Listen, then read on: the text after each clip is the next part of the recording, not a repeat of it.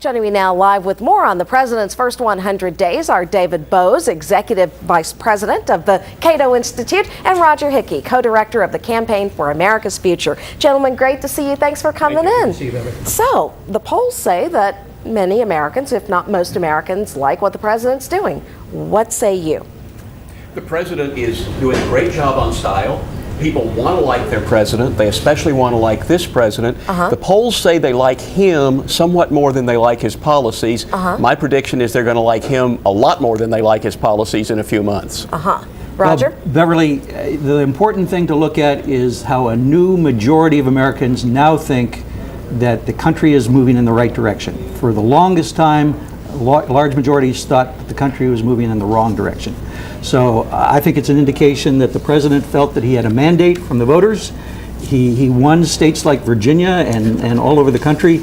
And now what he's doing is he's keeping his promises, especially on the economy, which is crucial to most people. He said today, when he made the speech in Arnold, Missouri, that he took on essentially people who say he's trying to do too much, saying essentially that he's doing what he said he would do when he was on the campaign trail in terms of closing Guantanamo, working to end out the Iraq War and fix the economy. Is he keeping his campaign promises, David? Well, I think he roughly is, but I don't think people realized how radical his domestic agenda would be. I mean, he talked in his nationwide speech about a blueprint he was going to impose on our economy, on our society, to restructure healthcare, education, energy, not to mention the automobile industry, the finance industry. A blueprint is something you impose on buildings, not on people. And I think that speaks to a much too ambitious agenda for the government, for the level of government in our society. And I think he should remember that when you ask Americans if they prefer smaller government or larger government, they still say smaller government.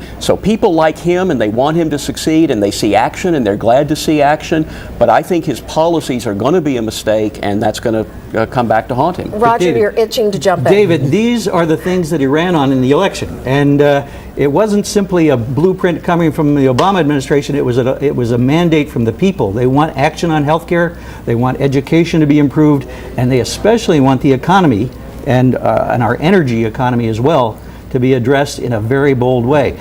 Obama is getting points from the American people by doing what he said when he was running for office. There's no question that people want action on the economy. These actions are a mistake. He's spending incredible amounts of money. He will have to either dramatically raise taxes, dramatically borrow too much, or inflate. So if you've got any cash, you might as well spend it now because it's going to go down in value. They're going to have to inflate to pay for all this. I have to ask a couple of things here. There are many people who would say, Roger's probably one of them, who would say the government hands-off policies of the previous 8 years didn't really work so well. Oh, Roger's not that silly.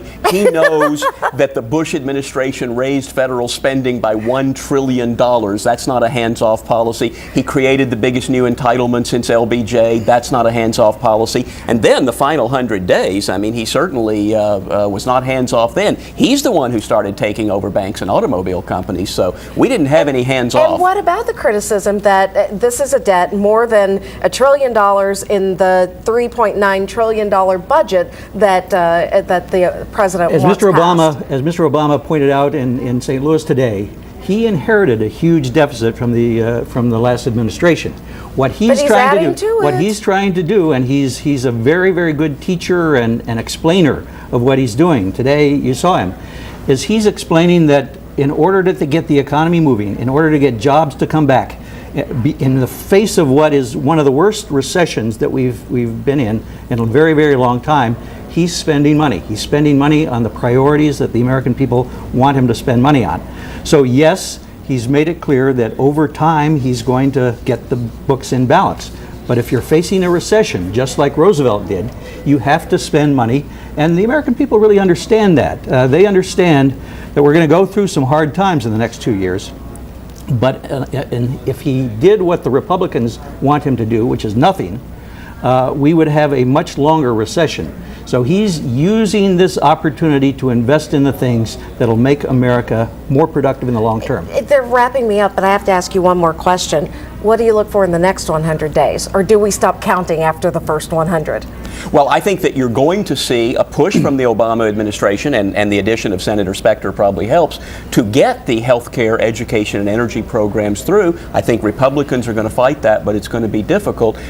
Support for Obama's policies is going to fall as people come to recognize how sweeping, how radical they are. And this talk about, a mandate, he got 53% of the 60% who voted. So it's not like the American people overwhelmingly said we want radical change. They wanted Bush out, they wanted the Republicans out, and they had every reason to do that. But I don't think they expected this kind of radicalism. And when they start realizing what a $1.8 trillion deficit means for taxes and spending and interest rates and inflation, he's going to have a difficult time persuading people. Roger, you got the quick last word. Beverly, he's going to pass health care, he's going to do a new energy economy, and he's going to make sure that the American people know he's working for them. All right.